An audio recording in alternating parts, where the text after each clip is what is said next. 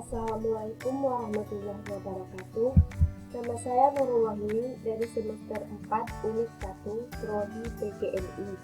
Baiklah, di sini saya akan mempresentasikan hasil kerja saya yang berjudul Instrumen Penelitian.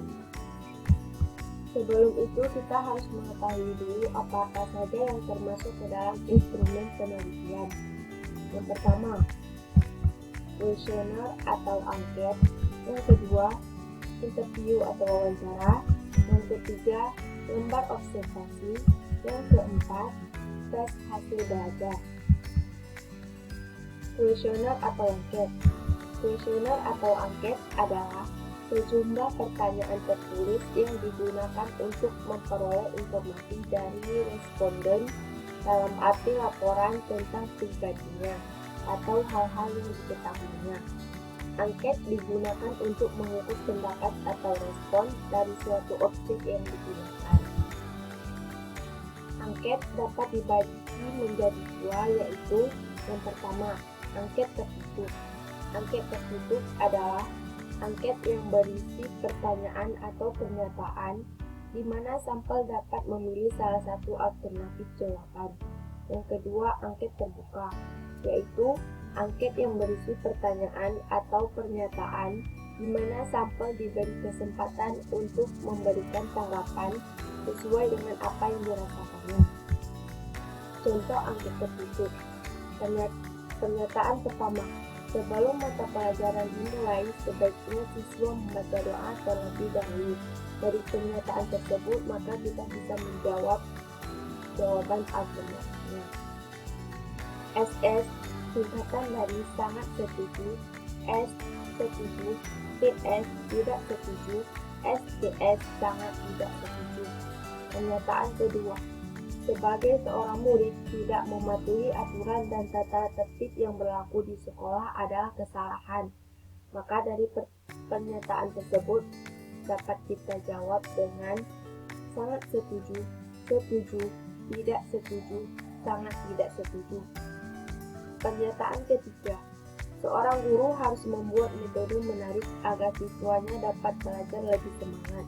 Dari pernyataan tersebut, maka kita bisa menjawab sangat setuju, setuju, tidak setuju, sangat tidak setuju. Contoh angket terbuka. Yang pertama, bagaimana pendapat Anda jika tugas sekolah diberikan melalui via online? Yang kedua, bagaimana pendapat Anda jika ada orang tua yang tidak mempunyai HP Android? Yang ketiga, bagaimana pendapat Anda jika ada siswa yang merasa bosan terhadap tugas yang diberikan melalui via online? Kisi-kisi angket. Dari kisi-kisi angket terdapat yang pertama variabel yang isinya minat belajar. Dari variabel tersebut terdapat indikator, yaitu yang A, rasa tertarik, yang B, senang, yang C, bersemangat untuk belajar. Dari indikator tersebut terdapat deskriptor juga, yaitu yang A, tertarik dengan materi pelajaran, yang B, merasa senang jika mendapatkan tugas sekolah, yang C, merasa sedih jika tidak mengikuti pelajaran di kelas, yang D, merasa kecewa jika guru bersangkutan tidak hadir. Yang E, selalu bersemangat dalam mengikuti proses pembelajaran.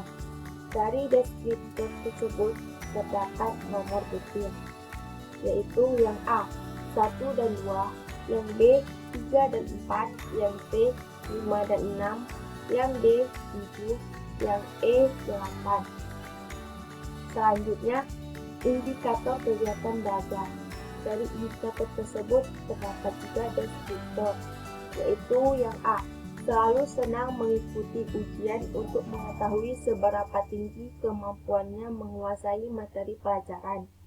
Yang B, merasa betah belajar di kelas saat pembelajaran berlangsung. Yang C, selalu berusaha memahami pelajaran yang diperoleh saat kegiatan pembelajaran berlangsung. Yang D, selalu bertanya kepada guru apabila mendapatkan hal yang sulit dimengerti. Yang E, suka mengerjakan tugas individu tanpa mencontek.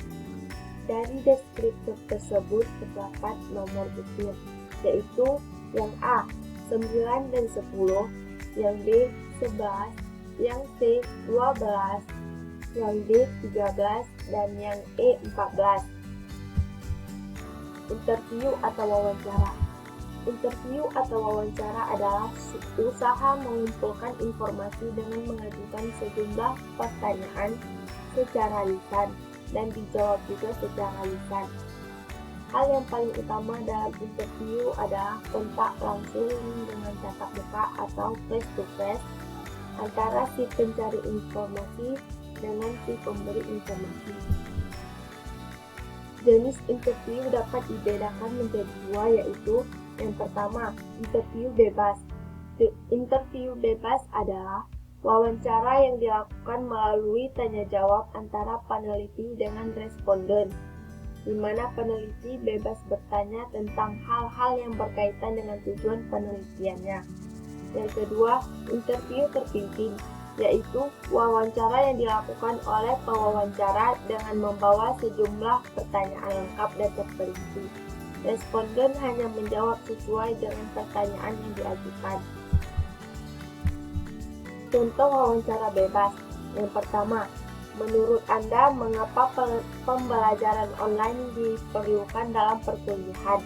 Yang kedua, menurut Anda bagaimana hasil pembelajaran pada setiap mata kuliah? Yang ketiga, menurut Anda mana yang paling mudah antara kuliah online atau kuliah tatap muka? Contoh wawancara terpimpin. Yang pertama, apakah bagi Anda belajar melalui via online itu merasa menyenangkan? Yang kedua, apa manfaat bagi Anda belajar melalui via online? Yang ketiga, apakah saat ujian mata pelajaran Anda merasa sulit? Kisi-kisi interview, yaitu terdapat indikator. Indikator yang pertama yaitu mengetahui informasi awal guru dan siswa. Dari indikator tersebut terdapat deskriptor, yaitu yang A, lamanya guru mengajar di sekolah dan di kelas. Yang kedua, yang B, jumlah siswa di kelas. Yang C, hasil belajar siswa sebelum dilaksanakan penelitian. Dari deskriptor tersebut terdapat nomor butir, yaitu yang A 1 dan 2, yang B 3, yang C 4.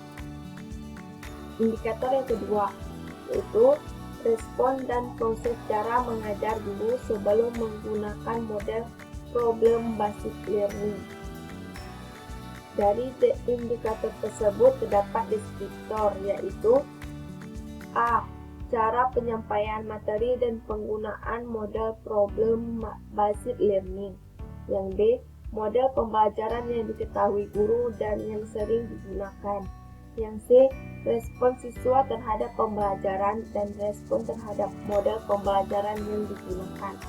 Dari deskriptor tersebut terdapat nomor butir, yaitu yang A 5 dan 6, yang B 7 dan 8, yang C 6 dan 9. Lembar observasi. Observasi merupakan penelitian yang dilakukan melalui pengamatan dengan menggunakan lembaran observasi terhadap objek, baik secara langsung maupun secara tidak langsung. Observasi membutuhkan pengaman atau observer dan dilakukan pada saat proses pembelajaran berlangsung. Kelebihan observasi yaitu yang pertama, derajat kepercayaan tinggi. Yang kedua, tidak terbatas hanya pada manusia. Yang ketiga, dapat menggunakan alat bantu.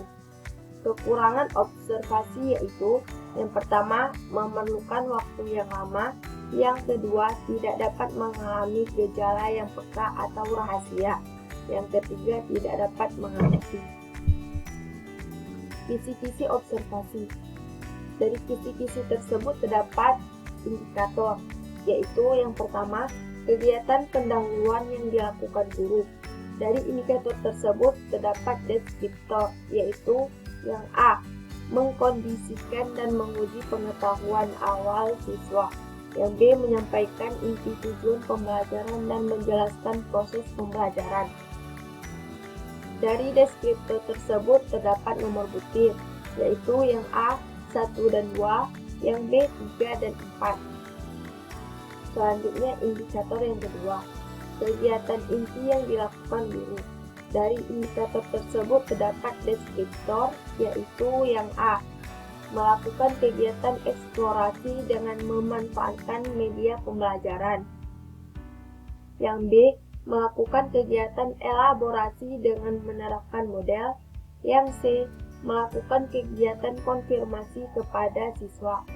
Dari deskriptor tersebut terdapat nomor butir, yaitu yang A, 5, 6, 7, 8, 9, dan 10. Yang B, 11, 12, dan 13. Yang C, 14, 15, dan 16. Selanjutnya indikator yang ketiga, yaitu penutup. Dari indikator tersebut terdapat deskriptor, yaitu yang A, post-test dan memberikan PR. Yang B, berdoa. Dari deskriptor tersebut terdapat nomor butir, yaitu 17 dan 18. Yang B, 19. Tes hasil belajar. Tes merupakan serangkaian pertanyaan atau latihan yang digunakan untuk mengukur keterampilan, pengetahuan, inteligensi, kemampuan atau bakat yang dimiliki oleh individu atau kelompok. Ciri-ciri tes yang baik yaitu yang pertama, validitas, yang artinya apabila tes tersebut dapat tepat mengukur apa yang hendak diukur. Yang kedua, reliabilitas, yaitu dipercaya. Yang ketiga, objektivitas, yaitu apabila dalam melaksanakan tes itu tidak ada faktor subjektif yang mempengaruhinya. Yang keempat, praktikabilitas, yaitu bersifat praktis dan mudah pengadministrasinya. Yang kelima, ekonomis, yaitu bahwa pelaksanaan tes tersebut tidak membutuhkan biaya yang mahal, tenaga yang banyak, dan waktu yang lama. Jenis tes dapat dibedakan menjadi 4, yaitu yang pertama, tes kepribadian, yaitu tes yang digunakan untuk mengungkap pribadi seseorang. Ya, misalnya, kapan Anda merasa sangat bahagia? Yang kedua, tes bakat, yaitu tes yang digunakan untuk mengukur atau mengetahui bakat seseorang. Misalnya, di antara hewan ini, yaitu kelinci, kupu-kupu, angsa, dan kucing, manakah yang paling Anda sukai? Yang ketiga, tes hasil belajar, yaitu tes yang digunakan untuk mengukur pencapaian seseorang. Misalnya, tentukan nilai X untuk 3X sama dengan 15. di mana X bilangan ganjil. Yang keempat, tes sikap, yaitu tes yang digunakan untuk mengadakan pengukuran sikap seseorang. Misalnya, ketika sesuatu benar-benar membuat Anda marah, bagaimana reaksi Anda? Selanjutnya, kisi-kisi hasil belajar, yaitu terdapat variabel. Yang pertama, hasil belajar matematika. Subvariabel, hasil belajar matematika, materi pengukuran, atau satuan waktu, satuan panjang, dan satuan berat. Dari subvariabel tersebut terdapat kognitif, afektif, psikomotorik. Dari variabel tersebut terdapat indikator, yaitu hasil belajar dalam ranah intelektual dengan item nomor, dengan item soal 1, 2, 3, 4, 5, 6, 7, 8, 9, dan 10. Banyaknya item yaitu 10. Selanjutnya, hasil belajar dalam ranah perubahan sikap, yaitu terdapat item soal 11 dan 12. Selanjutnya, banyaknya item yaitu 2. Kemudian ada hasil belajar dalam ranah keterampilan, yaitu item soalnya 13, 14, dan 15. Banyaknya item 3. Sekian dari saya akhiri dengan wabillahi taufiq wal hidayah. Wassalamualaikum warahmatullahi wabarakatuh.